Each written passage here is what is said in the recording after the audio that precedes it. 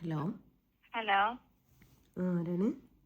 ഞാൻ ശോഭയായിരുന്നു. ഒരു കാര്യം പറയാൻ വേണ്ടിട്ട് വിളിച്ചതാ. വഴക്കിനൊന്നും അല്ല കേട്ടോ.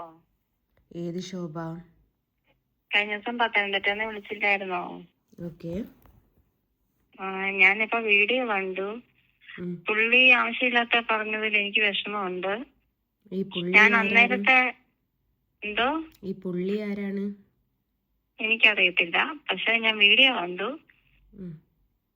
എനിക്കൊരു വിഷമം വന്നോണ്ട് പിന്നെ അന്ന് ഞാൻ വിളിച്ച അങ്ങനെ അത്രയും പറഞ്ഞത് എന്തുകൊണ്ടാന്ന് വെച്ചാല് എനിക്ക് അന്നേരം ആ ഒരു ഇമോഷന്റെ പുറത്ത് പെട്ടെന്നുള്ള ഉണ്ടായ ദേഷ്യത്തിന്റെ പുറത്താണ് ഞാൻ കഞ്ചാവാണോ കലക്കി കൊടുക്കാറ്? അല്ല, അവിടെ അങ്ങനല്ലെന്നുള്ളത് എനിക്കറിയാം. ഞാനും ഒരു അമ്മയാണ്. എന്നിട്ട് ആ ദേഷ്യത്തിന്റെ പുറത്ത് പക്ഷെ എന്റെ വായിന്ന് വീണ് പോയതാണ്. അത് ഞാൻ ക്ഷമ ചോദിക്കുന്നു. എന്റെ പ്രിയക്ക് വേണ്ടിയിട്ട് ഇപ്പൊ സംസാരിക്കാനും തല്ലാനും ഒന്നും നിനക്കിപ്പോ വരണ്ടേ? വരണം, എനിക്ക് കാണണം എന്നൊക്കെ ഉണ്ട്. അല്ലാതെ എല്ലാരെയും എനിക്കിഷ്ടമാണ്, പ്രിയ ഇഷ്ടമാണ്, എല്ലാരെയും ഇഷ്ടമാണ്. ആ ഒരു രീതിയിൽ പോകുന്ന ഒരു വ്യക്തിയാണ്. പക്ഷെ വേറൊരാളെ നമ്മള് പ്രിയക്ക് വേണ്ടിയിട്ട് നീ തല്ലണമെന്ന് പറഞ്ഞില്ലേ? അപ്പം നീ പക്ഷെ എന്നെ കൊല്ലണമെന്ന് പറഞ്ഞില്ലേ? അപ്പൊ അതോ എന്നെ ഞാൻ തല്ലണമെന്ന് പറഞ്ഞു, അപ്പൊ എന്നെ കൊല്ലണമെന്ന് പറഞ്ഞു. എന്നെ തല്ലിയിട്ട് എന്റെ വീട്ടിൽ നിന്ന് ഒരുത്തനും ഇറങ്ങി പോവില്ല എന്നെ തല്ലിയിട്ട്. അത് ശോഭ എന്നില്ല, ശോഭയുടെ അച്ഛനാണെങ്കിലും. എന്റെ അച്ഛൻ ഇപ്പം പറയേണ്ട കാര്യം എന്താ? എന്നോടല്ലേ സംസാരിക്കുന്ന, അപ്പൊ എന്നോട് സംസാരിച്ചാ പോരെ? മതിയായി. ഇതിപ്പോ വിളിച്ചത് അതിനെക്കാട്ടിനും വലിയ ഇതായോ? ശോഭക്ക് പറയാനുള്ളതൊക്കെ പറ, ഞാനൊന്ന് കേക്കട്ടെ. എനിക്ക് വഴക്കുണ്ടാക്കാനൊന്നും താല്പര്യമില്ല. അന്നേരത്തെ ആ ഒരു വിഷമത്തിൽ കയറി ഞാൻ വിളിച്ചേ ഉള്ളൂ. ശോഭന പോലീസ് സ്റ്റേഷനിൽ വിളിച്ചിട്ടുണ്ടായിരുന്നോ? വിളിച്ചിട്ടുണ്ടായിരുന്നു, പക്ഷെ പോകുന്നില്ല ഞാന്. എന്താന്ന് വെച്ചാൽ എന്റെ ഏരിയയിലുള്ള പോലീസ് സ്റ്റേഷനിൽ എന്നെ വിളിച്ചിട്ട് അന്നേരം ഞാൻ പൊക്കോളാം. ഇത് ഞാൻ ഏതായാലും പോലീസുകാരോട് പറഞ്ഞോളാം. പ്രതിയെ വരാൻ താല്പര്യപ്പെടുന്നില്ല എന്നും അതേപോലെ ഞാൻ ഓൾറെഡി പോലീസിനോട് പറഞ്ഞിട്ടുണ്ട്. ഓക്കെ, കുഴപ്പമില്ല. ഇത് ന്യൂസൊക്കെ ആയ വിഷയമാണ്, ന്യൂസൊക്കെ ആവുന്ന വിഷയമാണ്. നിങ്ങളിവിടെ വരുമോന്നോ അല്ലെ നിങ്ങളെ കാണാൻ പത്തനംതിട്ട വരെ പോലീസുകാർ വരുമോ എന്നുള്ളതും ഒക്കെ കാരണം മൈനറായ കുട്ടികൾക്ക് കഞ്ചാവ് കലക്കി കൊടുക്കാൻ പറഞ്ഞതല്ലേ. അതിൻ്റെ അത് വേറെയാ വരിക വകുപ്പ്. എന്റെ മക്കളും മൈനർ ആവാത്ത കുട്ടികളുണ്ട്. അപ്പൊ അതും പ്രശ്നമുള്ള കേസാണ്. ഇങ്ങോട്ട് മാത്രമല്ല പ്രശ്നം വരുന്നത്, അങ്ങോട്ടും പ്രശ്നം വരും. ഓക്കെ, ഞാൻ നിന്റെ കുട്ടികൾക്ക് കഞ്ചാവ് കലക്കി കൊടുക്കാൻ പറഞ്ഞിട്ടില്ലല്ലോ. പറഞ്ഞായിരുന്നല്ലോ, ഞാൻ അങ്ങനെ കൊടുക്കുന്നതാന്ന് പറഞ്ഞില്ലേ? നീ കൊടുക്കുന്നത് കൊണ്ട് നിന്റെ വീട്ടുകാർക്ക് കൊടുക്കുന്നുണ്ട്. ഇല്ല, ഞാൻ കൊടുക്കുന്നുണ്ടോ ഇല്ലെന്നുള്ളത് ഇവിടെ ഉള്ളവർക്ക് അറിയാം. അത് പോലീസുകാർ വേണമെങ്കിൽ ബ്ലഡ് ചെക്ക് ചെയ്ത് നോക്കട്ടെ. വേറൊരു കാര്യം ഞാൻ പറഞ്ഞു തരാം. എന്നെ വിളിച്ച് സംസാരിച്ചത് ഏതായാലും നല്ല കാര്യം ശോഭ ചെയ്തത്. അതിന് വേറെയാണ് വകുപ്പ് വരിക. അത് കുഴപ്പമില്ല, ഏത് കേസാണെങ്കിലും വന്നോട്ടെ, ഞാൻ ഏറ്റെടുക്കാൻ തയ്യാറാണ്. പക്ഷെ ഞാൻ ഇപ്പൊ വിളിച്ചതൊന്ന് ജസ്റ്റ് ഒന്ന് കേക്ക്. എനിക്കൊന്നും കേൾക്കണ്ട. കാരണം എന്താ വെച്ചാല് നമ്മൾ ആരാണോ പരാതിക്കാര്, ആ പരാതിക്കാരെ എന്താ പറയാ, കയ്യിലെടുക്കുന്ന രീതിയിലോ ആ പരാതിക്കാരെ ഭീഷണിപ്പെടുത്തുന്ന രീതിയിലോ എന്തെങ്കിലും കോളോ മെസ്സേജോ വന്നാൽ നമുക്ക് വീണ്ടും പോയി പരാതിപ്പെടാനുള്ള വകുപ്പുണ്ട്. അതുകൊണ്ട് ഞാൻ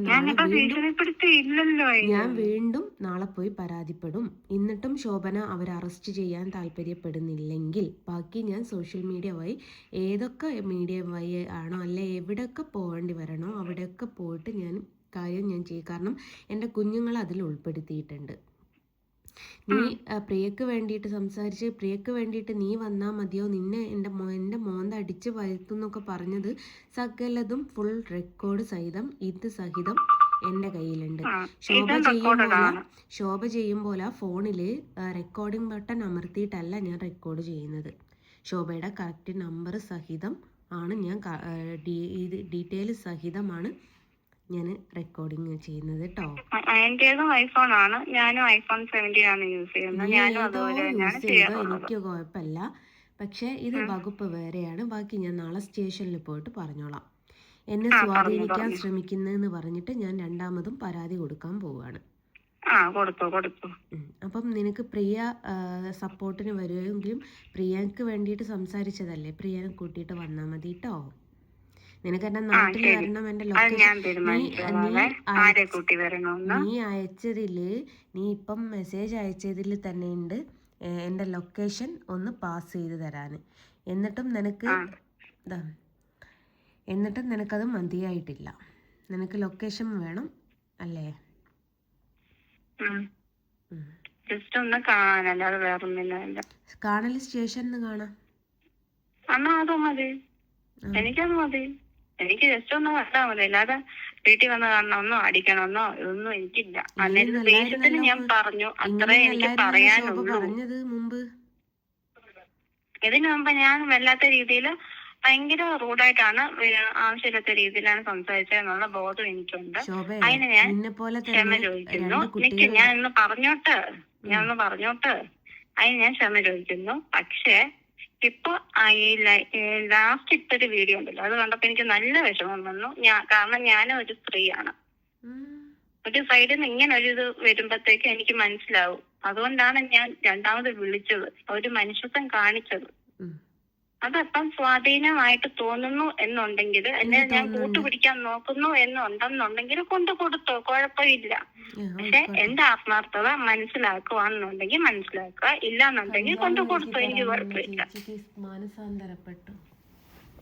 മാനസാന്തരപ്പെട്ടതല്ല, എന്റെ സ്വഭാവം ഇങ്ങനെ.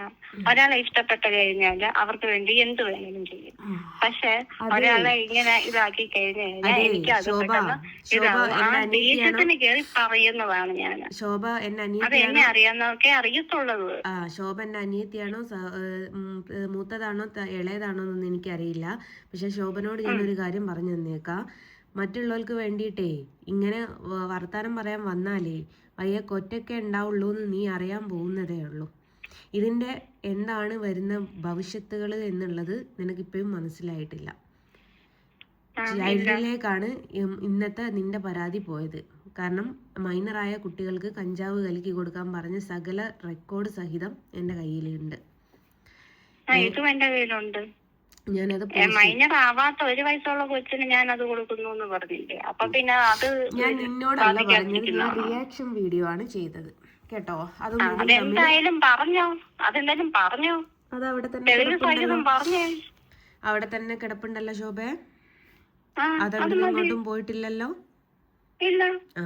അതുകൊണ്ട് നീ നിന്റെ വീട്ടിലുള്ളവരോട് പെരുമാറുമ്പോല എന്നോട് പെരുമാറാൻ നിൽക്കണ്ട. ഇതിപ്പോ അങ്ങോട്ട് നല്ല രീതിയിൽ സംസാരിക്കാന്ന് വെച്ചാൽ അതിനും പറ്റത്തിരിക്കുവോ? നിന്റെ തെറി മുഴുവനവും കേട്ടുങ്ങാന്, നിന്റെ തെറിയും തോന്നിവാസവും കേട്ട് നിനക്ക് ഞങ്ങളുടെ വീട്ടിൽ കയറി തല്ലുകയും ചെയ്യണം, കുട്ടികൾക്ക് മൂത്രം കുടിക്കാൻ കൊടുക്കുകയും ചെയ്യണം, മൂത്രം കഞ്ചാവ് കലക്കി കൊടുക്കുകയും ചെയ്യണം എന്ന് പറഞ്ഞ നിന്നോട് ഞാൻ ഇതിനേക്കാട്ടിലും നല്ല മാന്യമായ ഭാഷയിൽ സംസാരിക്കണം എന്നാണ് ശോഭ പറയുന്നത് അല്ലേ?